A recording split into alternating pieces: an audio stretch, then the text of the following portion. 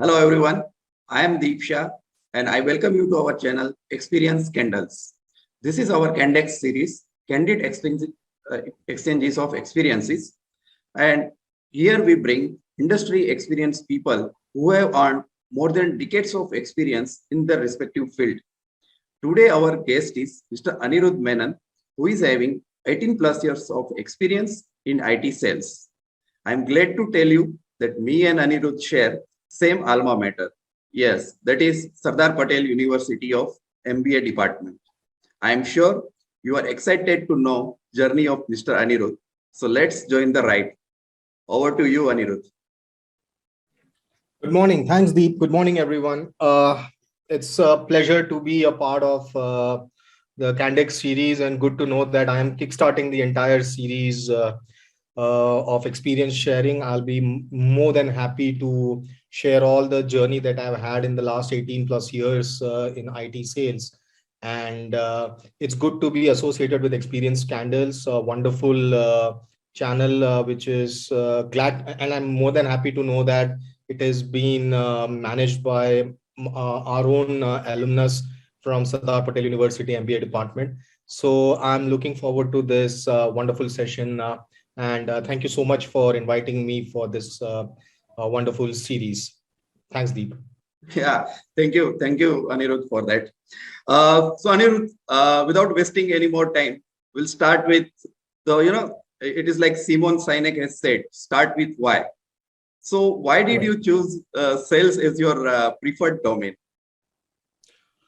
Okay, so this definitely is a very, very interesting plus an intriguing question, because my journey with sales actually did not start directly as a salesperson, but more it started off as an operations person. So I was in the operations side. I was at the back office. If you understand, if Yes. people, those who are on the banking side, they know that, okay, there is a front office, there is a back office. So back office was more of operations, delivery, right? Customer support. So those kind of work. And I always felt that this is not the real world, right? There is something more beyond this world. Okay. So normally, like, when a kid looks into the sky and they sees that, okay, what are those blinking things on the sky, in the sky at night? So the parents say that, okay, they are stars, right? And then the kids become very much curious to know what is there on that side of the world, right? Yes. So that's how they get into astronomy, astrophysics, and all those things. I always wanted to know what's happening on the customer side. So that compelled me to talk to people in my professional endeavor in the early days of my career, and that helped me to define a direction that, okay, on the other side of the table, on the sales side, on the customer facing side, this is what happens. And I found that to be really challenging. Okay. Just imagine that you walk into, or you pick up a phone, or you meet a person who is absolutely strange to you, right? You have something to talk about, something to offer. There is a structured way of offering it, right? Yes. And then you suddenly build a relationship with that strange person. Now we call that strange person customer. Right. So that's how I got into sales. So that it's a very interesting journey. I started with back office, but now I'm completely into IT sales. Oh, great. Okay. So Anirudh, can you walk us through your journey of this sales? Like what challenges you faced and lessons you learned during this journey? Okay. So first thing first is, normally when somebody starts sales, so like, for example, you and me, we have been part of the MBA journey. So right. We know that when students, when we pass out from a college, we normally people try to get into bank, or people try to get into a telecom sector or an insurance sector. And selling, the definition of selling out there is different. It's right. More of, there is always a rush. There is always a mad rush, I would say, to get a customer. Yes. And then, sign that customer, get your name against that customer in the system, those small things, accomplishments that we look into. Right. However, from me, when I started this journey, it was not in the India market. My journey started with the international market, right? Interesting. So for me, it was more than, if I have to put it in a simple way, I was not I was not knowing how my Indian people interact as customers, and here I was talking to somebody my miles away whom I have not seen, or probably I'm not even going, I'm not going to see also, Yes. but I know that I have to talk to that person because I'm expecting some business from them, right? Okay. So that was one of the fundamental elements in my mind when I started my IT sales, that how am I going to, me sitting here, how am I going to convince somebody sitting out there to buy something that I'm selling, which Right. is out here, Yes. right? So that was the fundamental thing of challenge that I would that I encountered. Of course, during the course of the journey, as and when I started interacting, I knew that this is not the only challenge that is there. There are multiple things, both technical and non-technical. So when I say technical challenge, it is more about the sales process, how to do it, how to, the right messaging and all those things. But when I won't touch on the technical side, I would like to first touch more on the non-technical aspects, and which is more about, the things that these days we hear a lot. Post Right. pandemic, we are hearing a lot about, establishing relationships, establishing bondage with your customer. I think that has not, it is not, it has become a little bit more evident today, Okay. thanks to, people working remotely because of the pandemic. But I think Yes. it was already there even when I Yes. started my journey back 18 years back. The thing is, knowing your customer is very important. Now, when I say knowing your customer, I also mean that, do I know that person? It's not about the company, Right. right? It's like, I was always in a rush to sell. Obviously, that was young blood, so I always wanted to sell, right? We all do Right. that. But Incentive and all. incentive, we know that, okay, at the end of the quarter we are going to get that incentive. We need that incentive, and Yes. particularly when you know that, okay, your incoming revenue is in US dollars, so proportionately the incentives will be even more. Yes. So you have to make sure that, you get that customer somehow. In that Yes. process, I missed out a fact that how much do I know the customer? Yes. So that was another challenge, because I did not know the customer. It was very difficult. I had to completely do like reinventing the wheel for every new Right. customer. Right. So I close one deal, it is gone, it's done and dusted. Then I have to again start the process, right? What I Yes. did not understand is that what I did right in the previous sale, I could Yes. just utilize those learnings and then probably just add to what, so add something new, and then, get a new customer. But I Yes. never did that, right? So Yes. that learning exercise was not there, right? Exactly. Secondly, during my journey, there were multiple instances where I also handled team. Even I'm handling a team right now, right? Now, when I was handling a team, the important point was, I always used to think that if I am able to talk to the customer like this way, why can't that person talk? You know, that was one important aspect that I always used to harp along. Now, Okay.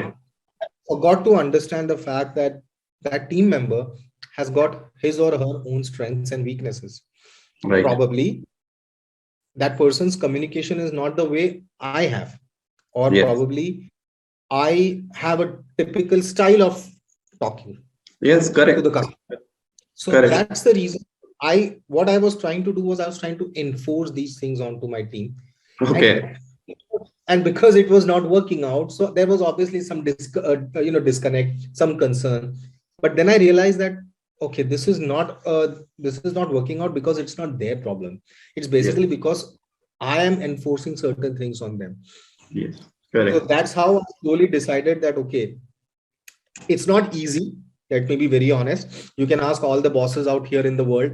It's not very easy to give a free hand, but at the Yes. same time to also ensure that there is some sort of a control on the team, right? Yes. So while you give all the flexibility, all the ownership, all the accountability aspect, you Right. also have to make sure that there is some sort of a control, which is ensuring that, listen, you all are doing your job, you all are doing a great job, but at the end of the day, it has to come to me so that I am responsible to somebody above me, Yes. right? Correct.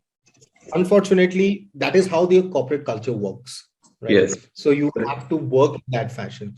Startups and all, they have come up and tried to revolutionize the things.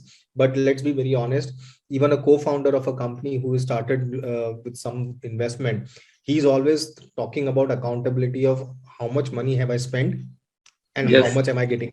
And so he starts questioning, right? So Right. those kind of challenges did come up, and it still keeps coming up because Yes. you deal with different kind of people every Right. day. That is the Yes. beauty about this profile, and that is probably one of the reasons why I took up sales. Great, great. So, Anirudh, I think servant leadership right now it is a buzzword in Correct. corporate world. So, I think this is what exactly it is, right? So, giving a ground to your team members, let them do experiments, and but you focus on the result. So they Correct.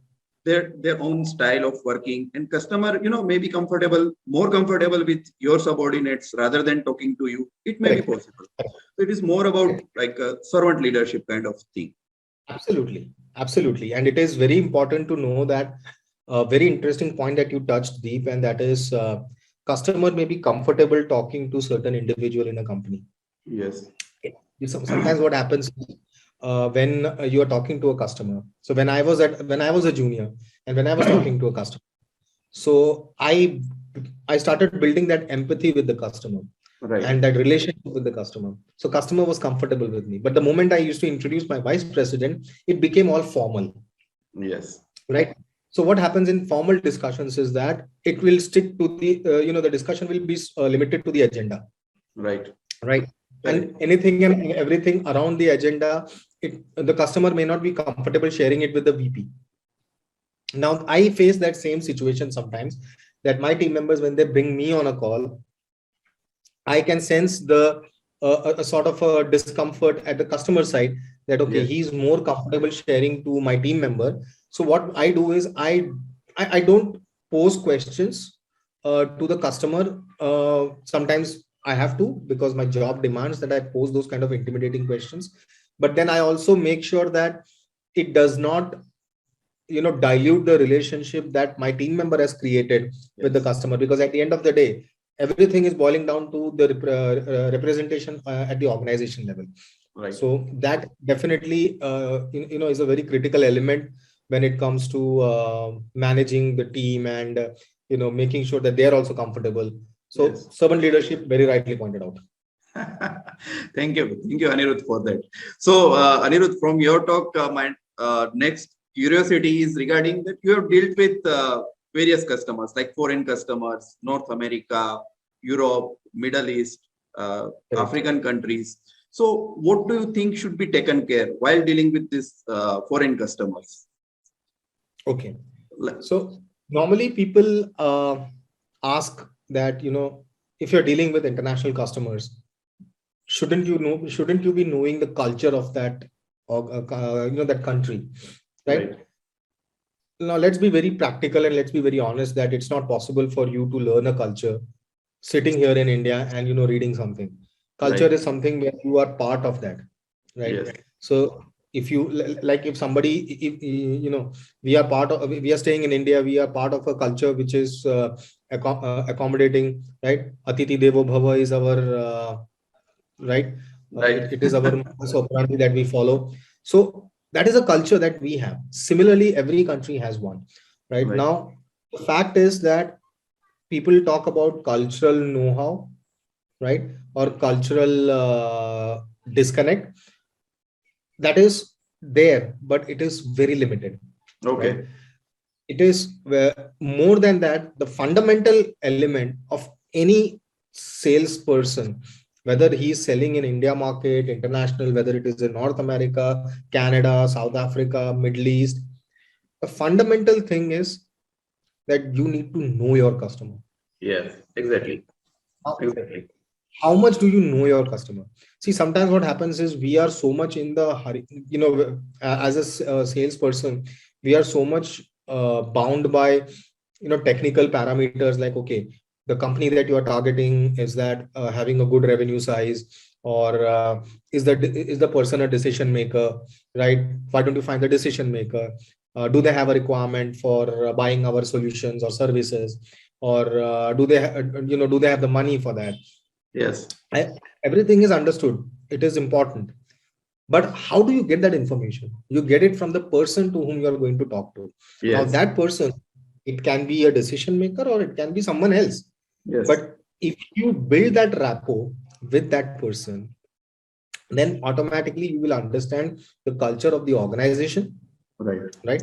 The culture of the people who are part of the organization, right? Right. And also you will start getting insights about the company that you want to target as Yes. part of your sales process. Now Understood. that is universal. It is not going to change whether you are Okay. doing business in India or whether you are doing. I have done sales in India. I have done sales in international, and the fundamental element remains the same, Oh, right? great. Yes. What changes is basically the organization culture Right. of taking certain decisions. Right. The decision making process will differ, and that is based upon multiple factors. One Right. factor that I can obviously think of right now is how big or small the company is. Right. Okay. So, like for Exactly. example, if you reach out to a company like Boeing or Airbus, Huh. right? And if you are selling a product which is like $100,000, now for a company like Boeing, $100,000 technically might not be a big amount, but Yes. it is still an investment that a company is making. Right.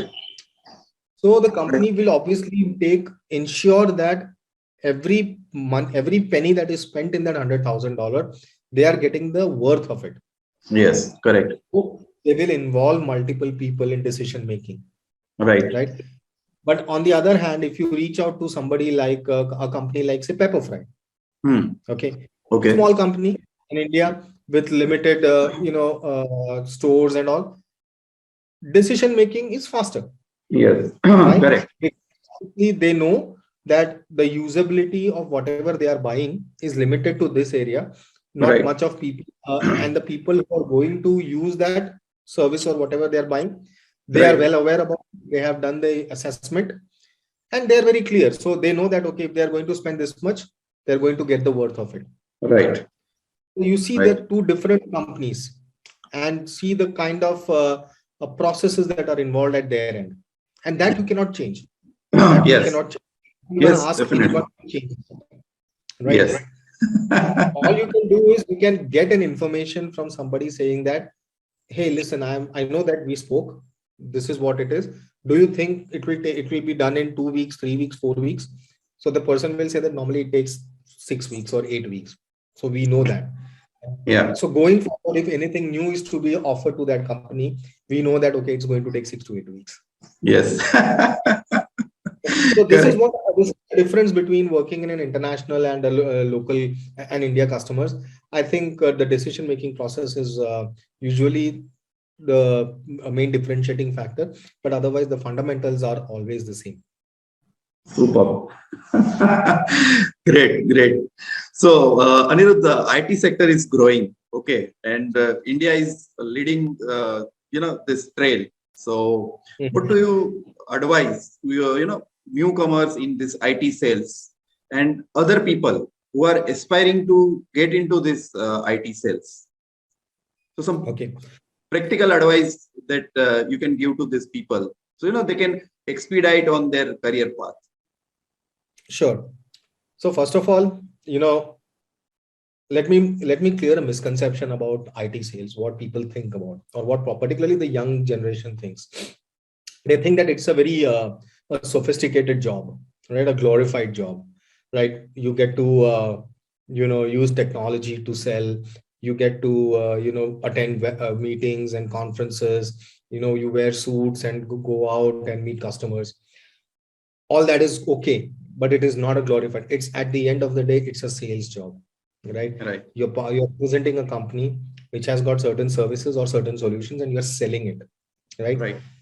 Whatever pressure you feel or you face in a telecom sector or in a banking sector, there is a similar kind of a pressure in IT sector, right?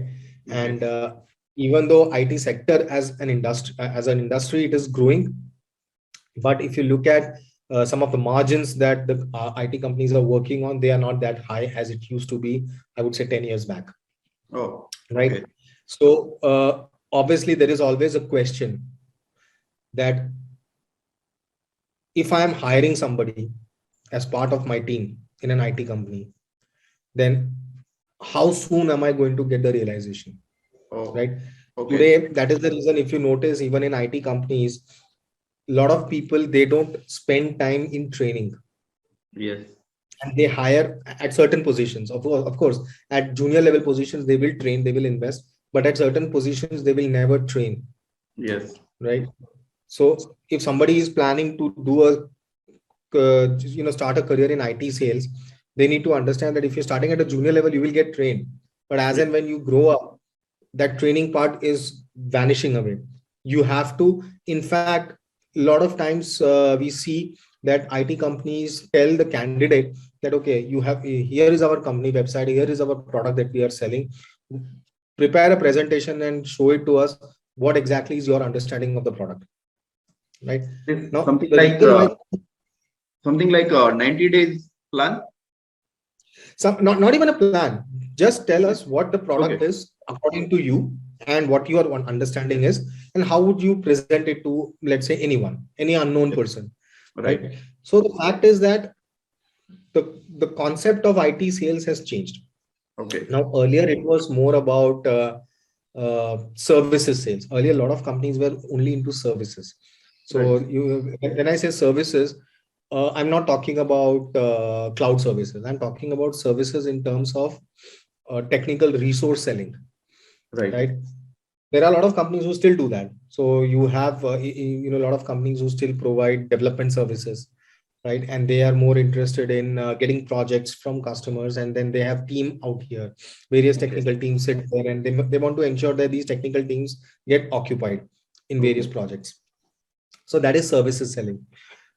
Now that is selling of an intangible asset, Okay. Yes. because you cannot give a dimension to a resource. You Right. cannot say that, okay, it's if I have to sell this phone, I can still sell it, right? But if I have to sell an Android developer's capability, it's very Right. difficult compared Yes. to selling this phone, right? Exactly. So IT services is something that a lot of companies started their career, even the companies they started their business, a lot of people started their sales career in that. Wow. So if somebody is still inclined to do that, you can, it's a fantastic area to do it.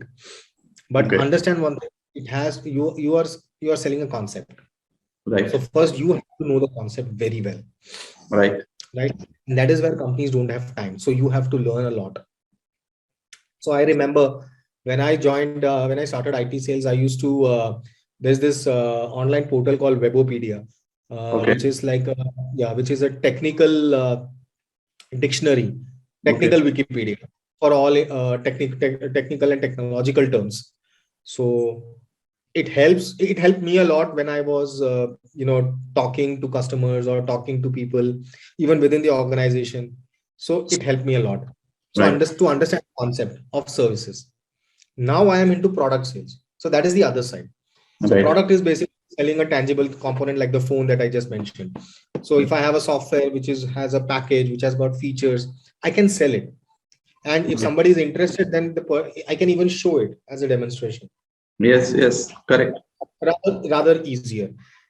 However, the thing is that in both aspects, one thing you need to understand is that you need to map the requirement with what you are selling. Exactly. Don't try to, if normally when people get into IT sales, they try to push the service or push the product into the customer's mouth. Correct. Don't do that, right? Learning a lot is important, right? Because IT sales, or in IT industry particularly, you will see a lot of unconventional techniques being used for selling, right? So for example, when you are saying mass mailers, right? Hmm. So if you look at banking and other sectors, mass mailers are used mainly for promoting or advertising. Right. In IT sector, it is one of the main channels through which you send out messages about your, or even send out messages to get appointments. for meetings or for presentations. Super. So you see the same method, but you see the two different usabilities. Yes, Right? yes. Secondly, just like any other industry, this IT industry and IT sales, it requires patience, right? Okay. But it follows some of the traditional methods of sales also, sales processes such as management of pipeline, Right. right? Sales Yes. pipeline. Now, if you don't have a sales pipeline, what projections are you going to give to your management that, okay, I'm going to close these many customers, Right. right? Secondly, there are certain market-driven forces which will compel you to push your sale. For example, uh, the company that I work for, so I work in a company called Altria Inc. Okay. So we require 40 customers in a year to make sure that we get recognized by Gartner. Oh, okay. It's a must. Now the Gartner recognition is very important because it will take us to the Gartner Magic Quadrant. Okay. Everyone who has done MBA, they know about what is a Gartner Magic Quadrant. And to all our friends who are going to watch this or who are watching this video, Gartner Magic Quadrant is a very critical element for a lot of organizations, and you should actually read on that. So yes, this is one factor which will basically help my company to scale up. Right. Exactly. I have to do that. So if I have to do that sale, I have to make sure that my team does it. So it's Right. like a waterfall effect. Yes. So it is going. It is making sure that everyone is getting wet. Correct. Right. So Correct.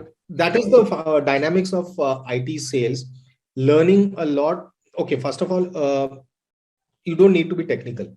I mean, you don't need to be like a coder or a developer or a product manager. No, you don't need that. But yes, what you need is you need to be aware about the processes, aware about the terminologies, aware about the technicalities, so that tomorrow while you're walking on the road and if somebody asks you, hey, what do you do? Right? So you have the capacity to answer that question. Yes.